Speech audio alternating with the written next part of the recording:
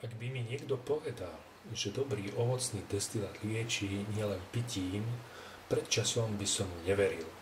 V našich záhradách sa ukrýva veľa tajomstiev, ktoré poznali naše staré mamy a poznajú ich aj naše mamy. Jedno také ukrýva už na prvý pohľad pekný biely kvet. Jeho názov je ľalia biela.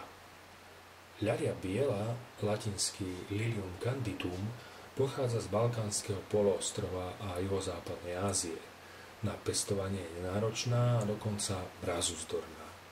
Čím je však výnimočná, je svojimi liečivými účinkami.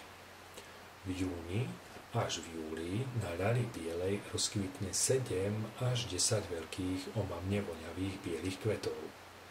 Tie sú základom pre prípravu tinktúry. Kvety musíme odtrhnúť opatrne, aby sa nepolámali, a dať pozor, aby na kvete neostal zvyšok stonky.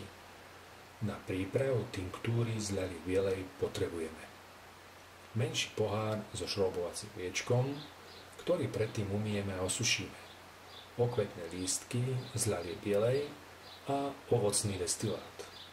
Postup je nasledovný. Najprv do pohára opatrne vložíme 3 až 4 kvety ľalie bielej. Dávame pritom pozor, aby sa nepolámali a nedotlačili. Následne ich zalejeme ovocným destilátom až po vrch pohára. Poriadne uzavrieme a odložíme na tmavé a chladné miesto. Necháme aspoň 14 dní vylúbovať. Po tomto čase je tinktúra z ľalie bielej pripravená a napomáha pri liečení zlomenín alebo svalových bolestí. Lupienky sa môžu priložiť na popáleniny, zapálené a hnysajúce rany. Veľmi dobre účinkuje pri liečení oparov, herpesu na perách. Tíši bolesť a hlavne bez akejkoľvek ranky opar vylieči. Používať ju môžeme po celý rok, ale pripraviť ju musíme, pokiaľ kvitnú ľalie biele.